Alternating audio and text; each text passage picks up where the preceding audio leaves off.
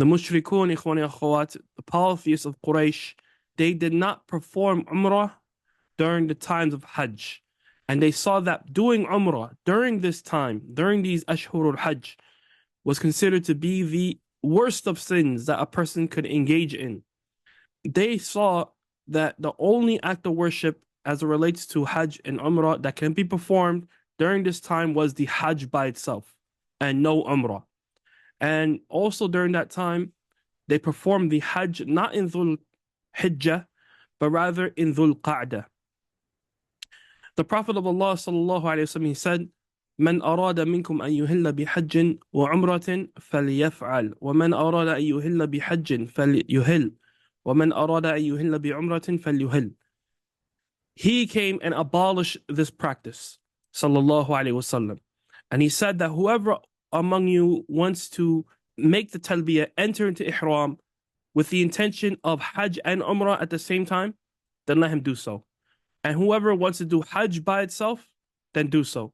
And whoever wants to enter into Umrah by itself during these times without doing the Hajj, then let him do so. Tayyib. And this is one of the instances where the Prophet Muhammad sallallahu alaihi wasallam opposed the Mushrikun, the polytheists of Quraysh, in the Hajj. In fact, there are 7 instances where Prophet Muhammad sallallahu alaihi wasallam, he opposed the Mushrikun of Quraysh as relates to the rites of Hajj and Umrah. The first instance, the Mushrikun did not perform Umrah during the Hajj season, and they saw that it was a worse sin, as we just mentioned. The Prophet of Allah opposed this action via the statement we just recited, we just said, and also through his action. As we know that the Prophet Muhammad made Umrah how many times, Ikhwani and Akhawat? We mentioned it yesterday. 4 times. Ahsantum. Naam. And all of them were done in the month of Dhul Qa'dah. Subhanallah. So the Mushrikun saw it was haram to do Umrah during Dhul Qa'dah and the months of the Hajj season. And the Prophet made it a point to make all of his 4 Umrahs during the time of Dhul Qa'dah.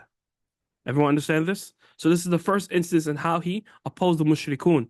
The second instance is in relation to how Tawaf was made.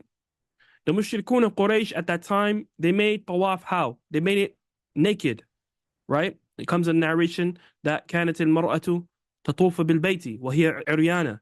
There was a woman who would perform Tawaf naked, and she would say اليوم يبدو بعضه أو كله وما بدا منه فلا أحله. Yani today some of it may show it or all of it, and whatever is exposed from it, I do not permit it to those who are looking at it. And then Allah subhanahu wa ta'ala revealed the verse, Ya bani Adam khudhu zinatakum inda kulli masjid. O descendants of Adam, O children of Adam, take your beautification in every masjid. Yani beautify yourself, clothe yourself when you go to the masjid. Tayyib, and of course Masjid Haram and any other masjid from the masajid of Allah, Buyutullah.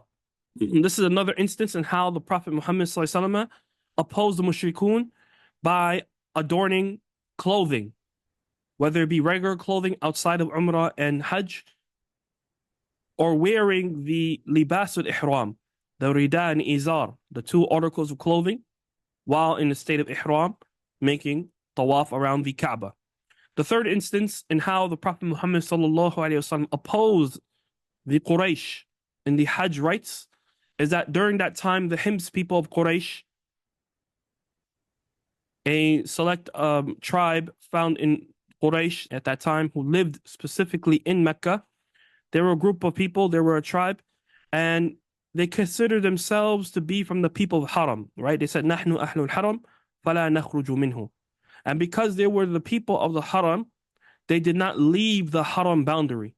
They did not leave the Haram boundary when they performed Hajj. So that means that they did not exit the Haram boundary and they did not go to the Arafat. The Prophet of Allah ﷺ, he opposed them in this regard by saying Al-Hajju Arafah, that Hajj is Arafah. He made Arafah a pillar of the Hajj, meaning that those who do not go to Arafah do not have a Hajj. It's from the pillars of the Hajj. The fourth way in how the Prophet Muhammad ﷺ opposed the polytheists of Quraysh as it relates to the Hajj rites is that those who are not from the the Hims people, and they went to Arafat among the Mushrikun of Quraysh. They went to Arafat, okay? They were not from the tribe of the Hims, but other Arabs from the polytheists. They went to Arafat, but they would leave before the sun has set. They would leave before the sun has set. And the Prophet of Allah opposed them in this regard. And he remained in Arafat until Maghrib entered, until the sun set. Now, so he remained in Arafat up until Maghrib. And then he departed to Muzdalifah and prayed Maghrib and Isha together in Muzdalifah. The fifth way in how he opposed the Mushrikun is that the Mushrikun at that time, when they were in Muzdalifah, they did not leave Muzdalifah until after the sun rose, after Tulu' al-Shams. Okay? So after Fajr, they remained there up until sunrise. And then once the sun was risen, that's when they would depart. This is the Mushrikun during that time. طيب? The Prophet of Allah, he opposed them in this regard by leaving after the Fajr Salah before the sun rose. طيب? This narration, Amr bin Maymun, he mentioned كنا وقوفا مع عمر رضي الله عنه بجمع فقال إن أهل الجاهلية كانوا لا يفيضون حتى تطلع الشمس. That the people of Jahiliyyah, they would not depart from Muzdalifah until the sun has risen. And they would say, أشرق ثبير وأن كيما نغير. They would say, يعني, let the sun rise from the mountain Thabir, let the sun rise. Right? In Muzdalifah, there was a mountain there. There's a mountain there, and they refer to it as being Thabir. They say, wait until the sun has risen above this mountain. وأن كيما نغير. يعني, and then will be, in order for us to leave Muzdalifah and go on to slaughter on that day. The Prophet of Allah ﷺ, he opposed them in this regard. فأفاض قبل طلوع الشمس بقدر صلاة المسافر صلاة الصبح.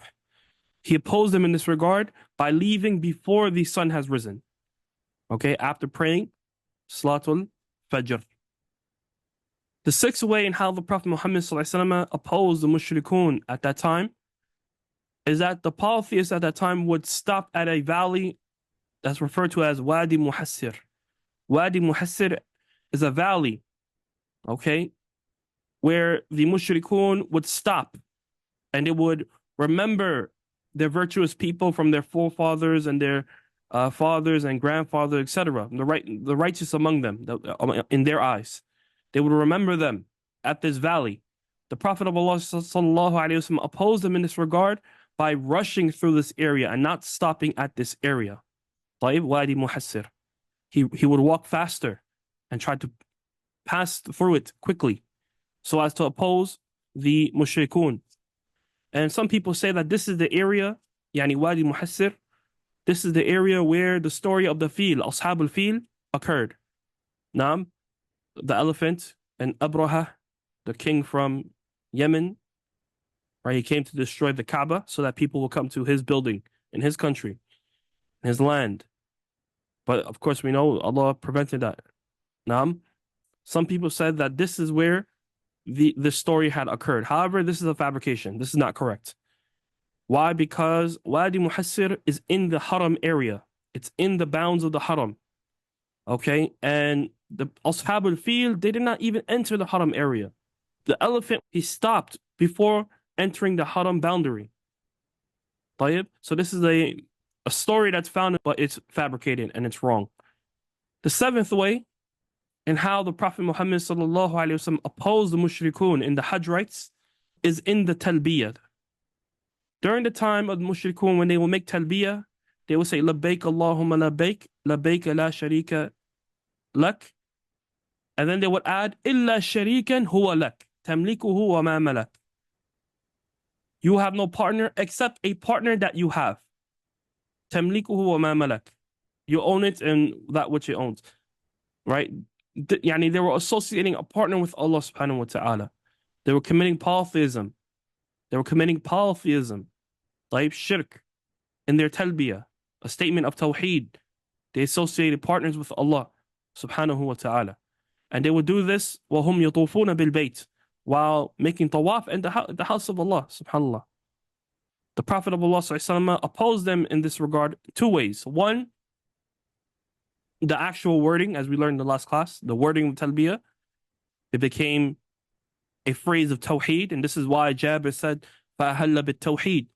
Yani it was a pure statement of Tawheed, the oneness of Allah.